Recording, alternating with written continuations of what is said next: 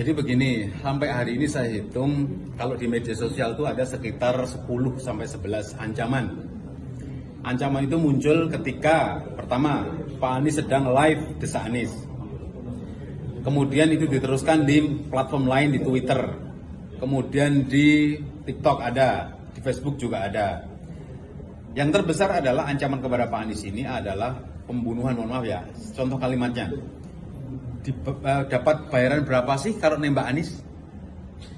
Pengen gua itu membunuh Anies. Ada kata-kata seperti itu juga ada. Macam-macam sejenis itu. Kami sebenarnya itu gatal ya. Pengen segera itu Pak Anies itu merintahkan tangkap dong. Pengennya begitu.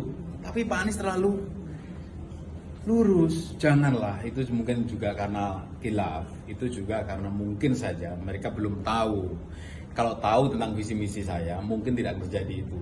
Jadi meskipun di masyarakat sudah ada gerakan masyarakat yang mereka ada yang nangkep, berusaha memburu atau mengeksekusi atau istilahnya itu kalau zaman 2019 itu ada yang persekusi, ya kan?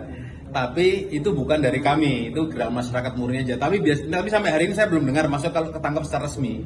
Untuk yang pelaku-pelaku ini saya belum dengar. Tapi foto-foto dan bukti ancaman itu memang sudah diupload di media sosial dan wajahnya ada, akunnya ada. Kemudian ada yang men-tracking IP-nya sudah ketemu di mana dia. Saya dapat laporan ada yang di perbatasan Indonesia Malaysia, ada yang di Sulawesi Utara, ada yang di Jawa Timur ada. Ini berdasarkan IP ya.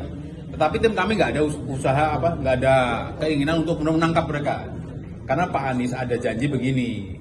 Nanti ketika Pak Anies menang, maka semua netizen, warganet, masyarakat dijamin tidak ada yang ditangkap gara-gara mengkritik. Sekali lagi mengkritik ya. Mengkritik saja. Dijamin tidak ada yang ditangkap oleh polisi ataupun di penjara gara-gara mengkritik presiden. Karena emang presiden, pejabat publik wajib dikritik. Solusi tidak usah, solusi berpikiran oleh Pak Anies. Mengkritik silakan. Tapi nggak ada satupun warga negara, apalagi di media sosial menggunakan undang-undang ITE, untuk menangkap seseorang yang mengkritik Pak Anies.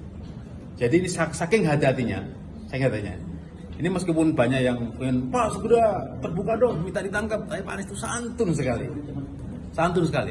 Karena hukum kita ini, mohon maaf ini, banyak yang juga bermasalah. Terlanjur dihukum, terlanjur ini ternyata itu misalnya ya jebakan. Ternyata itu adalah entrapment.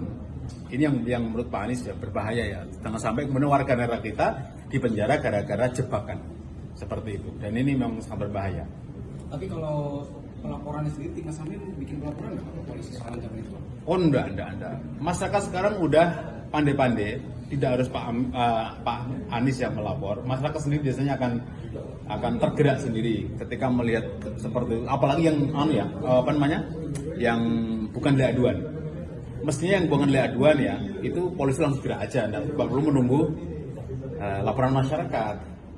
Tapi masyarakat itu sekarang udah pandai-pandai ya, apalagi pendukungnya Pak Anies itu bukan tipe-tipe yang suka lapor.